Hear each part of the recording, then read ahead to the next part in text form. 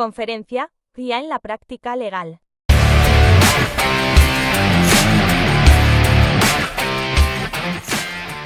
¿Qué sirve hablar de la aplicación de la inteligencia artificial si no la conocemos? Sabemos cómo funciona. Entonces, en ese orden de ideas, pues vamos a hablar precisamente de esa aplicación. Yo iba a hacer algo más práctico debido a que pues la idea es que conociéramos las plataformas y las tecnologías que para el entorno podemos utilizar, y afortunadamente pues el internet nos colaboró, pero entonces se la voy a mencionar y podemos aprender qué vamos a hacer con ello. Entonces, si yo comienzo con este número, nos puede decir mucho y no nos puede decir absolutamente nada. Podemos decir que 400,000 pueden ser 400,000 pesos, que a nadie le caería mal, o podrían ser 400,000 demandas, o podrían ser 400,000 problemas, o podrían ser 400,000 solicitudes para que te contraten en alguna parte. Es decir, no nos está diciendo mucho. Pero si avanzamos en el asunto, vemos que es el número de abogados que Colombia tiene actualmente con tarjeta profesional. Son 400,000. Colombia es el segundo país de Latinoamérica, de Hispanoamérica, con el mayor número de abogados. Es más, la Corte Constitucional es la corte a nivel mundial que más procesos conoce. Anualmente la Corte Constitucional está tomando o conociendo más de 1.500.000 casos. Eso ni siquiera da la totalidad de todas las cortes del mundo, ni europea, ni norteamericana, ni centroamericana, ninguna. Entonces, este número nos lo dio precisamente ese registro de abogados, que es el registro nacional, y allí podemos ver que la competencia es mucha. Y entonces ahí miramos y vemos el reto. ¿Cómo hacer para poder sobresalir en un océano tan grande de abogados, en donde cada año salen miles de abogados a nivel nacional? ¿Cómo vamos a aprovechar las coyunturas y las tendencias actuales? Porque sí o sí el mundo ha cambiado. A partir del 2020, la pandemia por COVID-19 transformó la forma en que veíamos la realidad. Y el derecho no fue la excepción. Sin embargo, quiero que entendamos 4 pilares sobre los cuales me voy a basar. No van a ser taxativos, pero sí los vamos a abordar. Por un lado, vamos a entender dónde comenzó toda esa locura de la inteligencia artificial, que no es tan nueva. Incluso es más vieja de lo que quisiéramos creer. Segundo, el nuevo paradigma desde el punto de vista jurídico y legal. Vamos a conocer un poco acerca de lo que es el Legal Tech y vamos, bueno, ahí lo puse así, manos a la obra. La idea era pues que aprendiéramos a utilizar las herramientas, pero las vamos a conocer. Entonces, en ese orden de ideas, cuando hablamos de inteligencia artificial, hablamos de algo que todo lo que toca lo revoluciona. Esta inteligencia artificial hace que todos los datos con los cuales usted y yo interactuamos tengan un rol importante, y en el caso de los abogados, muchos expertos afirman que no ser conocedores de la inteligencia artificial es como ir a una biblioteca y negar que hay libros, o ir a un bosque y negar que es verde. En ese orden de ideas, entonces, se está hablando de un espacio de coworking de inteligencia artificial.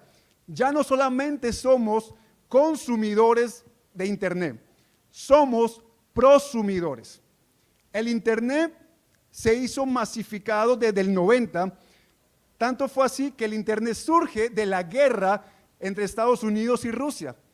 El Internet, como lo conocemos hoy en día, fue a partir de una conexión entre las bases militares norteamericanas que necesitaban comunicarse con sus aliados, con sus compañeros geográficamente distantes, sin que los rusos pudieran interferir esas comunicaciones.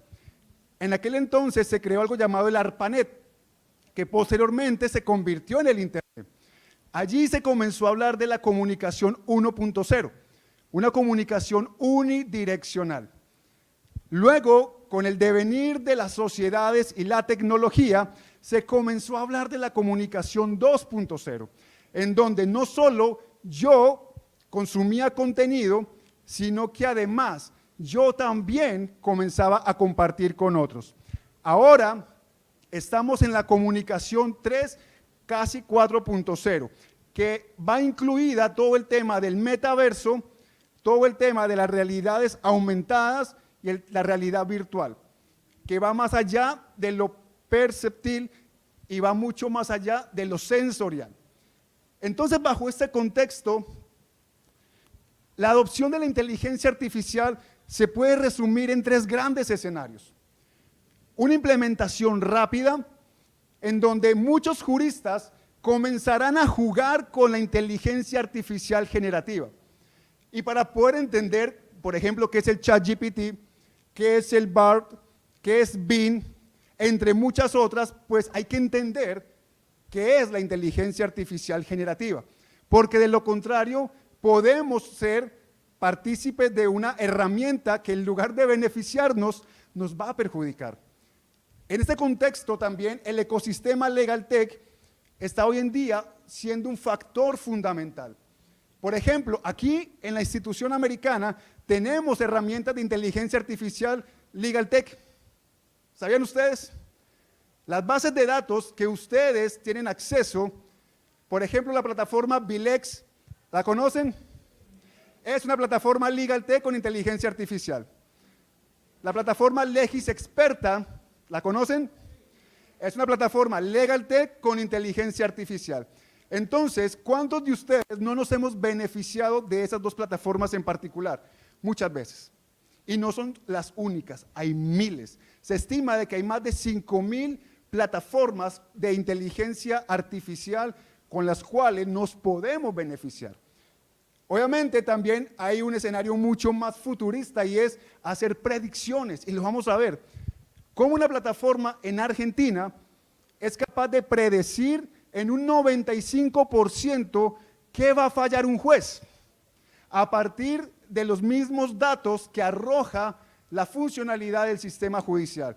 Parte de ese sistema lo compró Colombia, la Corte Constitucional, y también lo vamos a ver. Entonces, el tema de la inteligencia artificial no es nuevo. A partir del 2018-2019 se hizo muy notorio por el tema del ChatGPT. Pero ChatGPT es un chatbot. ¿Qué es un chatbot? Es un sistema de autorrespuesta que ya lo conocíamos la mayoría. En Movistar, en Claro, en cualquier empresa, uno entraba a una plataforma y te respondía: hola, soy fulanito de tal, ¿qué necesitas? Necesito un asesor. En ese momento no hay ningún asesor disponible. ¿Qué pasó con el ChatGPT? Que la transformación que hizo fue que su respuesta era a partir de una programación de lenguaje natural, que la respuesta no iba a ser mecanizada, sino que ibas a interactuar con una aplicación artificial. Pero tenemos que devolvernos hasta 1950. Un hombre llamado Alan Turing, un matemático británico, un día cualquiera se levantó pensando: ¿y qué tal si las máquinas pudieran pensar? ¿Qué tal si lo inerte pudiese tener procesos cognitivos, biológicos como los seres humanos? Sin embargo, ni siquiera Alan Turing en 1950 fue el precursor de lo que es realmente la inteligencia artificial. Esto tenemos que remontarnos inclusive hasta los griegos, hasta los árabes. Porque los griegos desarrollaron todo el tema de la lógica, del algoritmo. ¿Se acuerdan? Estudiantes de Derecho, el silogismo jurídico. Todo ese tema del silogismo jurídico hace parte de la inteligencia artificial y viene desde los griegos.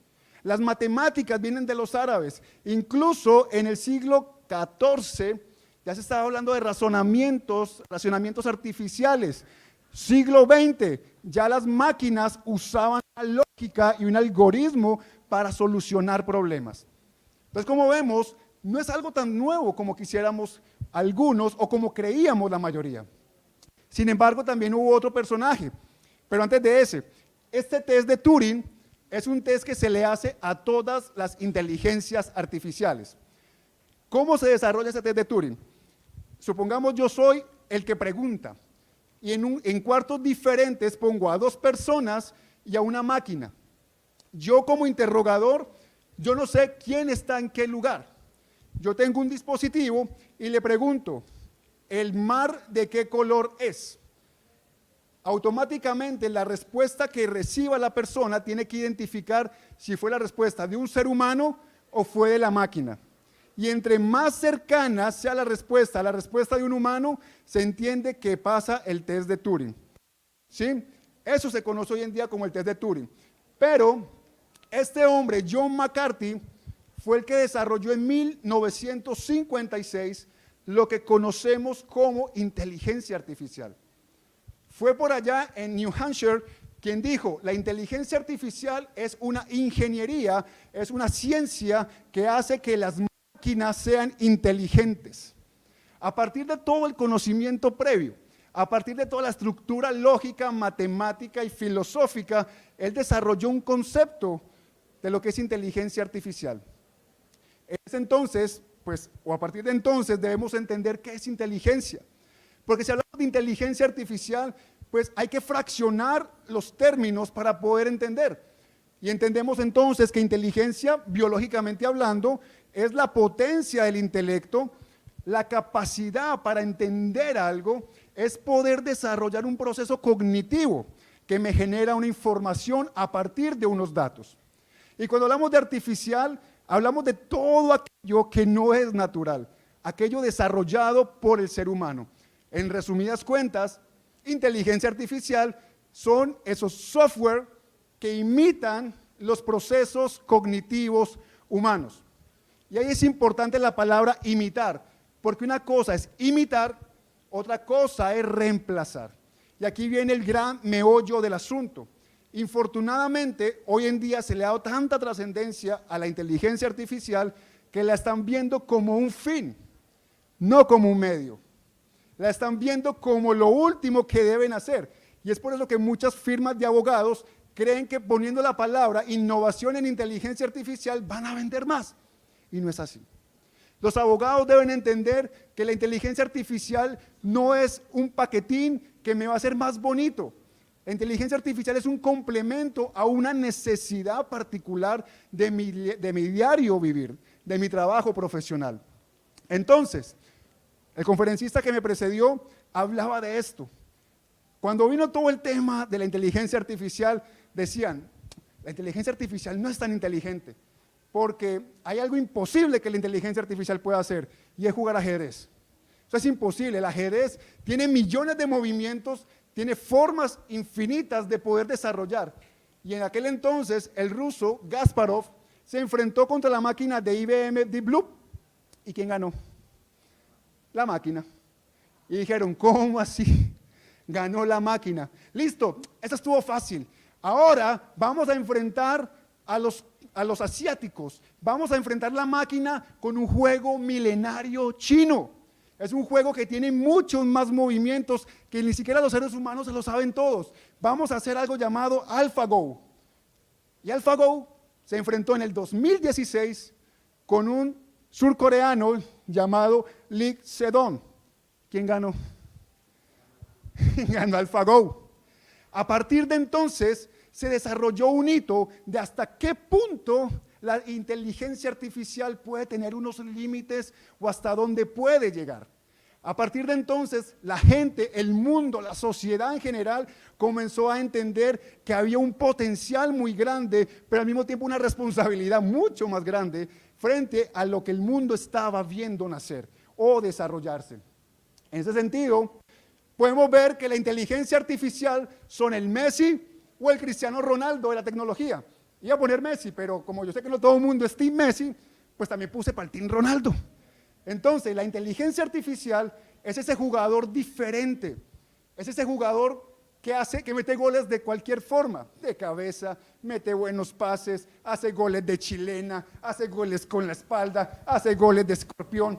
La inteligencia artificial se adapta a todos esos entornos, a todos esos ecosistemas. Entonces, debemos entender que la inteligencia artificial no es una sola. Hay dos tipos de inteligencia artificial que todos, de una u otra manera, hemos venido utilizando. Una, la inteligencia artificial débil, y otra, la inteligencia artificial fuerte. La inteligencia artificial débil es, por ejemplo, cuando usted pone el GPS de Google, ¿sí? Cuando usan, por ejemplo, Waze, cuando usan Gmail, eso tiene inteligencia artificial porque funciona para una tarea en particular. ¿Cuántos de ustedes cuando mandan un correo no les sugiere las palabras que usted va a decir a continuación? Eso es inteligencia artificial. O cuando ustedes ven una serie en Netflix, les sugiere a ustedes una serie que a su amigo, a su novia, a su esposo, a su vecino no le sugiere, nada más a usted. Eso es inteligencia artificial.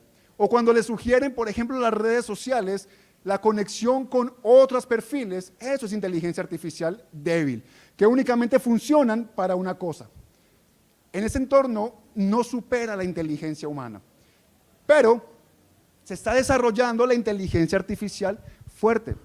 Allí sí está el meollo del asunto, porque la inteligencia artificial fuerte es la que sí puede superar la inteligencia humana, porque tiene un poder de autocontrol y autonomía que puede generar problemas si desde el entorno de los datos las personas no le incluyen los datos correctos. Entonces, podemos ver que hay una inteligencia basada en datos. Por ejemplo, en medicina se está utilizando mucho para detectar tumores malignos a partir de miles y miles de imágenes de rayos X, para identificar a tiempo cuando alguien puede estar en un problema, un diagnóstico cancerígeno. También está el Machine Learning. El Machine Learning tiene un aprendizaje llamado supervisado y tiene otro llamado no supervisado. Por ejemplo, a la inteligencia artificial le dicen, de este millón de imágenes, clasifíqueme qué figura se forma. Y a partir de entonces, identifica si es un gato, identifica si es un perro, si es una persona, si es un carro, etc. Y está lo que es el Deep Learning, que es la inteligencia artificial profunda. Aquí se construyen neuronas artificiales. Aquí se imita el proceso cognitivo de todos los seres humanos. Está también el otro, el lenguaje natural, que tú le preguntas a la inteligencia artificial y te responde en tus palabras como si estuvieras hablando con alguien. Lo decía el colega que me precedió, ChatGPT únicamente tiene datos ingresados hasta septiembre de 2020. Si usted le pregunta algo después de esa fecha, te va a decir, no tengo información, porque no está conectado a internet. Pero hay una aplicación con inteligencia artificial que es como la fusión entre Google Bard y ChatGPT, que sí está conectada a internet y te genera información actual. ¿Sí? Está también el tema del aprendizaje por reforzamiento. Ahí uno puede ver cómo la inteligencia artificial, por ejemplo, cuando hace algo correcto la premian, cuando hace algo incorrecto la castigan y así aprende. Entonces estamos viendo cómo la inteligencia artificial de una u otra manera se va desarrollando a unos niveles casi que da miedo. No sé, ¿me colaboran porfa muchachos? No pasa. ¿Me ayudan porfa? Listo. Entonces, cuando hablamos de tecnología, hablamos de algoritmos. Todos ustedes hacen algoritmos en la vida diaria. ¿Cuántos de ustedes cogen la misma ruta para ir a la universidad? La mayoría. Eso es un algoritmo, porque es un proceso, un paso a paso. Cuando toman una receta de internet porque quieren hacer, no sé, arroz a la mediterránea. Ustedes nunca en su vida han hecho arroz a la mediterránea, ni siquiera les gusta comer, no les gusta cocinar. Pero ese día quieren sorprender a alguien y van a decir, bueno, voy a buscar en internet arroz a la mediterránea. Voy a buscar la receta. La receta te da un paso a paso. Ese paso a paso es un algoritmo, porque me está dando un resultado a partir de diferentes opciones. Y ese resultado puede ser a partir de una secuencia o a partir de un flujograma. Es por eso que si yo, por ejemplo, le digo a la inteligencia artificial, hágame A, ya está configurado para que me haga A. ChatGPT, la versión 3.5, que es la que conocemos, la gratuita, porque la 4 cuesta $20 al mes, la gratuita tiene aproximadamente 175 millones de parámetros, es decir, 175 millones de opciones de respuesta. La versión 4 tiene más de 500 millones de parámetros. A su vez, ¿me ayudan porfa? No sé, no. Ahora, ok. Adelante porfa. ¿Ayudan? Listo. Dentro de ese ecosistema de inteligencia artificial están los famosos Transformers. Y no es ese tipo de Transformer. Sí. No, aquí no hay una guerra de quién va a conquistar el mundo. No.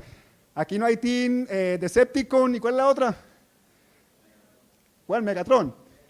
Ah, pero ¿cuál es el equipo de Megatron? Decepticon y los otros. Los Autobots. Te siguen en televisión. ¿Con qué tiempo?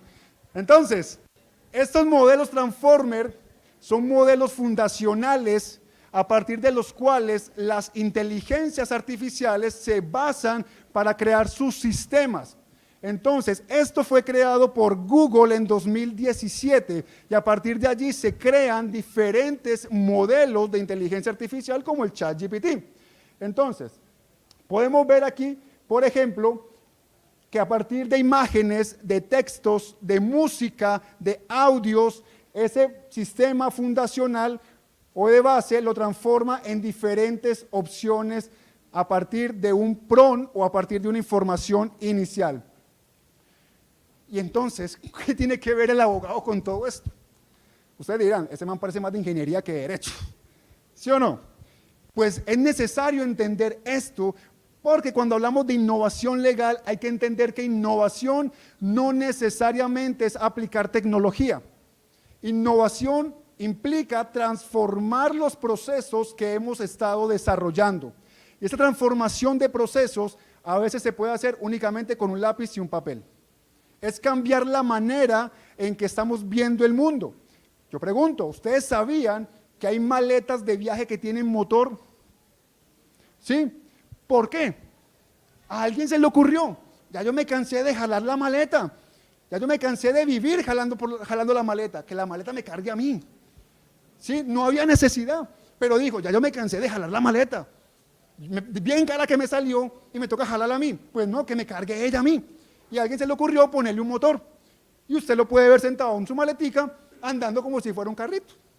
Ahora imagínese usted esa escena en el Ernesto Cortizo. Puede suceder. Eso es innovación, cambiar algo que ya existe para hacerlo mejor, hacerlo más accesible. Y cuando hablamos del derecho, los abogados tenemos una función social. Dice la Corte Constitucional que no somos meramente un objeto técnico, somos funcionarios, somos profesionales con una función hacia la comunidad, en donde nuestro lenguaje, nuestros servicios deben ir en pro de los usuarios finales. Pero ¿qué pasa? Que nos hemos acostumbrado a que los abogados, entre más técnicos hablemos, nos creemos mejores. Vemos, por ejemplo, una audiencia que entre más griten, creemos que tenemos mayor razón, cuando realmente aquí quien gana son los argumentos, ¿sí? Porque hay gente que no grita y gana procesos, hay gente que grita y sales con vergüenza. Entonces, cuando hablamos de innovación legal, debemos entender que hace parte de las diferentes revoluciones que el mundo ha venido sufriendo de alguna manera. Pasamos por la época del petróleo, la época de los vehículos, estamos en la época informática y ahora estamos en la época de la información.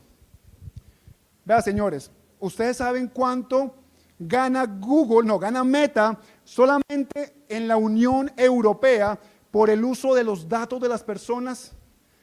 Más de 22.000 millones de euros, solamente en la zona euro. Tanto fue así que la zona euro le impuso un tributo a Meta y le dijo, nos tienes que pagar. Y fácilmente le cobran semestralmente 1.5, 2.5, 3, 17 millones de euros. Eso para Meta no representa mayor costo. Y la situación es que en Latinoamérica, es decir, usted y yo, somos más consumidores de Meta que la Unión Europea. Entonces, sus datos, mis datos, están siendo comercializados por terceros. Es por eso que cuando a usted le llega una cookie, la famosa cookie, ¿cuántos de todos aquí le dan a aceptar a las cookies?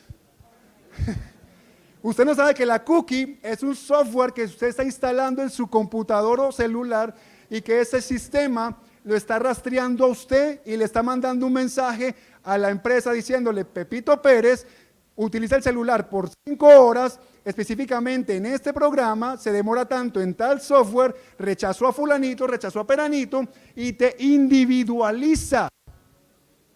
Por eso es que la información que nos llega es personalizada.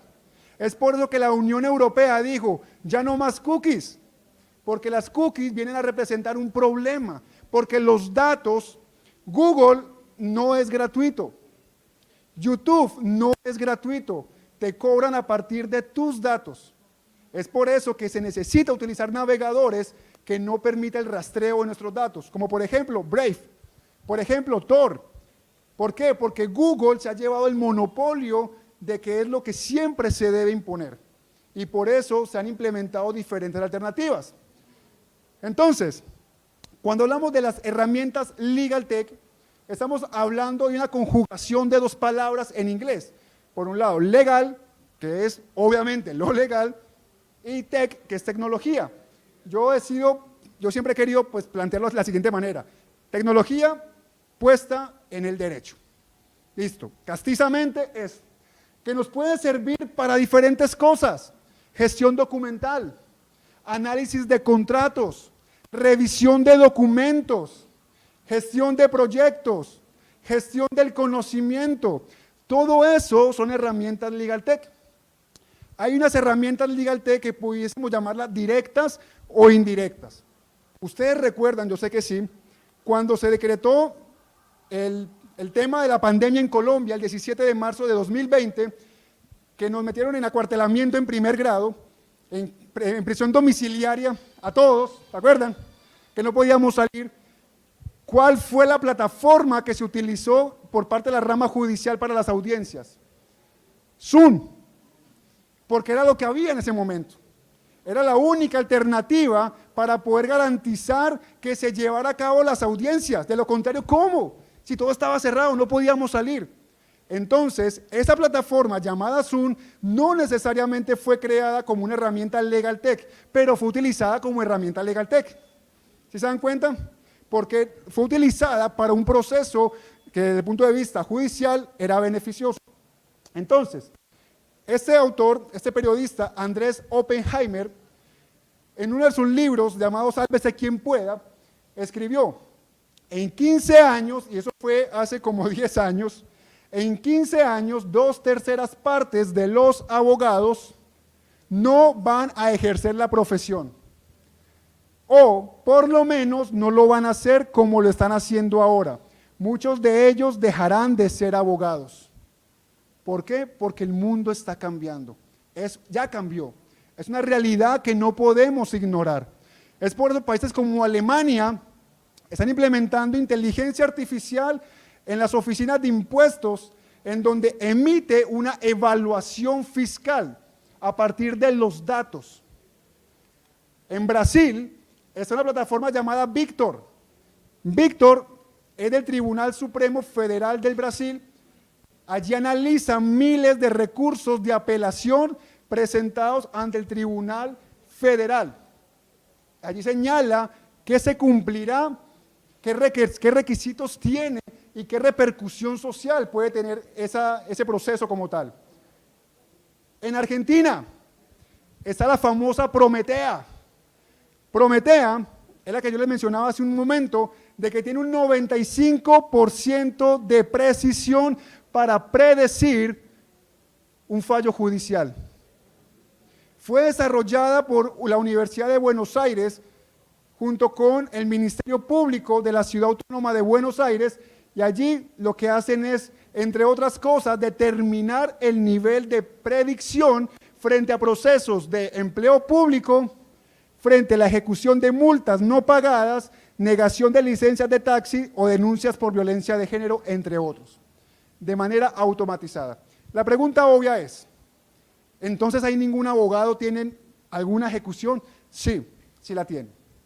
Porque Prometea lo que hace es que te arroja un informe y ya un fiscal o un juez en este caso determina qué tan cierto es lo que él está arrojando, lo que el sistema está arrojando. Entonces no la utiliza como un fin en sí mismo, la utiliza como un medio. Y ese Prometea lo compró Colombia, la Corte Constitucional. Se llama Pretoria.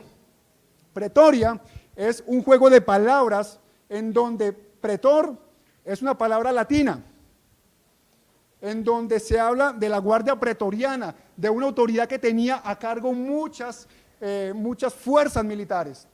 Pues bien, la Corte Constitucional compró parte de Pretoria y la implementó para el tema de tutelas, especialmente en salud.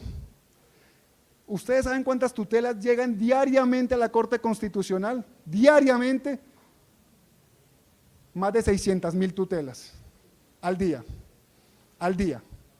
Imagínense una persona analizando, póngale un ejército de 10 personas analizando tutela por tutela en la Corte Constitucional un día. Multiplíquelo por 5 días, multiplíquelo por un mes, multiplíquelo por un año. Es uno loco. Ahí uno, mejor dicho, uno queda calvo o se muere. ¿Sí? Del estrés, literal. Entonces, ¿qué hace Pretoria? Determina a partir de la Big Data cuál de esas sentencias de tutela tiene mayor predominio y se la entrega al magistrado auxiliar. Le dice, revísela. Mire, esta tiene un impacto importante, revísela. Ya el magistrado la revisa y determina si aplica o no aplica su análisis. Pero también desde el punto de vista penal, tenemos Prisma, que la tiene la Fiscalía. ¿Qué hace Prisma? Busca predecir a los posibles reincidentes penales. Otra, también de la Fiscalía, se llama Fiscal Watson, una plataforma de inteligencia artificial también desarrollada por IBM. ¿Se acuerdan de IBM al principio? Con Deep Blue y AlphaGo. Con Kasparov. Fiscal Watson emplea una pequeña porción de la información de los delitos reportados para arrojar una probabilidad de que alguien en concreto pueda ser responsable penalmente. Imagínense que la libertad de una persona o los beneficios de excarcelación o beneficios penales de una persona que está imputada o está condenada dependa de un algoritmo. Eso es miedoso, porque se puede equivocar. Y efectivamente se ha equivocado. Esta, no se ha reportado ninguna, pero en Estados Unidos hay la llamada Compass, no el compa, Compass. Compass fue denunciada por una organización de derechos humanos porque decía que Compass le daba prioridad a las personas americanas y blancas, les daba un mayor porcentaje de que fueran beneficiarios de procesos legales, pero a la gente latina, pobre y afrodescendiente les daba un nivel bajo, y los jueces se basaban en eso para negarles o permitirles ese tipo de beneficios. Eso se llama sesgos, y esos sesgos no son automáticos. Hay sesgos creados por las personas, que se imponen por las personas. Entonces, aquí yo iba a hacer algo más práctico, pero bueno, no lo pudimos hacer. Inteligencias artificiales hay muchas. Está Google Bard, que es la competencia directa de ChatGPT. Google Bard tiene componentes que ChatGPT no tiene. Por ejemplo, la información es actualizada. Tiene complementos que ChatGPT no tiene. Pero está el conocido ChatGPT. El ChatGPT lo que hace es generar una respuesta, como ya les hemos venido diciendo. Y está Bing. Bing fue desarrollado por Microsoft. Compró los derechos por parte de OpenAI, que es la empresa que creó ChatGPT, y este Bing tiene algo particular, que tiene la opción paga del ChatGPT. ¿Sí? El ChatGPT 3.5 es gratis, el 4 hay que pagar, pero el Bing tiene el 4. Crea imágenes, crea un contexto bastante interesante. Tenemos también, por ejemplo, una inteligencia artificial generativa que crea artículos. Usted le dice, quiero que me escribas acerca de derecho penal, y te arroja toda la información acerca de lo que está configurado sobre ese tema. Está esta que se llama MidJourney. MidJourney, usted le da unas palabras clave, usted le puede decir, quiero una imagen de una persona latina montando patineta en Marte fumando cigarrillo, algo completamente random, y se la crea. ¿A partir de qué? De toda una información. Aquí obviamente pues Les hacía mostrar, hay una plataforma que se llama Umata. Umata es perfecto para los abogados porque usted le sube un documento, llámese sentencia, llámese un libro en PDF o en Word, y usted le dice, bueno, dígame de qué se trata eso. Y comienza a interactuar con el documento que usted subió. Entonces usted le dice, yo quiero saber, hazme un resumen de la sentencia, y te lo hace. Dime los puntos principales de la sentencia, y te lo hace. Dime qué debo aprender de este documento, y te lo hace. Es decir, permite interactuar con la información. Está, por ejemplo, esta, Namelix, para aquellos que quieren de pronto comenzar con su emprendimiento legal. Usted le pregunta, bueno, yo quiero un emprendimiento, yo soy abogado de familia, me voy a dedicar a trabajar en Barranquilla, dame un nombre, y a partir de esas simples indicaciones te arroja una lista inmensa de posibles nombres para su negocio. Esta otra, por ejemplo, para transcribir las reuniones virtuales, que es una extensión. Usted llega, la activa y cada vez que tenga una audiencia, una reunión por Zoom, por Teams, por Meet, automáticamente te la graba y te la transcribe. Eso, para los que trabajan en la rama judicial, es fenomenal. ¿Por qué? Porque de esa manera les ahorra tiempo. Mi esposa trabaja en la rama judicial y a veces me toca verla sentada horas escuchando las audiencias para transcribir y tomar los apuntes necesarios. Esto le ahorraría full tiempo. Entonces, podemos ver lo siguiente. ¿Cuántos de ustedes reconocen esa figura? Yo creo que la mayoría, por lo menos de Justin Bieber para acá. ¿Sí o no? ¿Sí o no? Terminator. El famoso Skynet. Que Skynet era un algoritmo de inteligencia artificial que iba a gobernar el mundo. La pregunta es, ¿realmente la tecnología va a acabar con los abogados? No, yo soy un creyente de que no la va a acabar, la va a transformar. Hoy en día, un autor llamado Richard Susskind, él escribió un libro llamado El abogado del mañana, y él dice que los abogados van a cambiar de roles. Ya no va a ser el típico abogado que amarra folders, que va a ir al juzgado a mirar folios, sino que van a ser abogados con perfiles interdisciplinarios. Abogados con perfiles de ingeniería, de diseño. Ayer estábamos escuchando una compañera que hablaba del legal design, hablaban del design thinking, hablaban de una cantidad de propuestas y estrategias completamente disruptivas para el abogado, que estamos acostumbrados a una práctica conservadora, pero el mundo está cambiando, porque el mundo está cambiando, los abogados tampoco podemos quedarnos quietos. Por ejemplo, ¿qué pasaría si un abogado lo llama a un cliente para decirle, venga, me estafaron con un criptoactivo llamado Ether? Y usted va a buscar en LinkedIn, ¿quién es Ether? ¿Sí?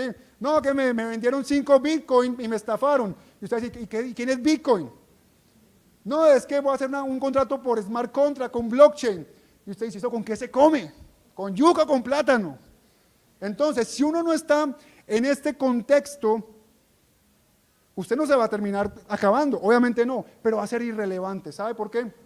Porque el mundo está teniendo dinámicas diferentes, está teniendo modalidades en donde la ciberseguridad, por ejemplo, mira lo que le pasó a la rama judicial hace poco, ¿se acuerdan? Que fue hackeada. ¿Saben por qué fue hackeada? ¿Saben por qué? Porque por allá en la casa matriz, que ni siquiera era aquí en Colombia, alguien le dio por darle clic a un enlace que le pareció que era confiable.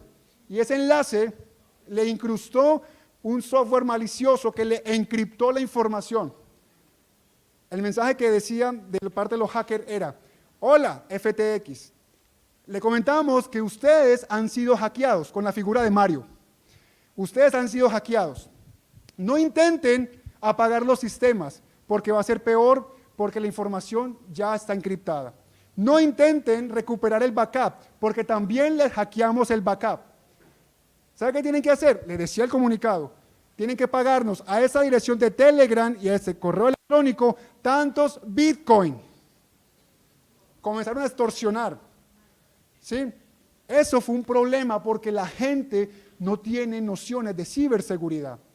Les llegan correos con el logo de la DIAN, correos a su celular y le dicen, urgente, pague hoy, eres el feliz ganador, dele clic aquí para que confirmes. Si usted le da clic, pierde. Literal. Y llegan correos que le dicen, por ejemplo, del tránsito, venga, su carro aparece como deudor, y usted le da clic y después dice, miércoles, yo no tengo ni carro, y ya le di clic.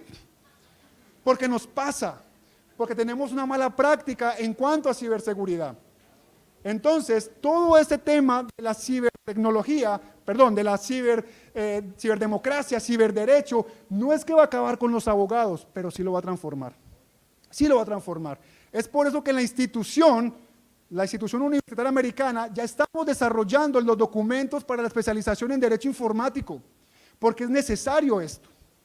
Es necesario entender, como lo decía el compañero, el tema, por ejemplo, de la propiedad intelectual. ¿A quién le pertenece algo creado con la inteligencia artificial? A nadie, porque eso no tiene personalidad jurídica. Entonces, en este contexto, señores, quería agradecerles, invitarles a que me sigan en las redes sociales, como dije, abogados.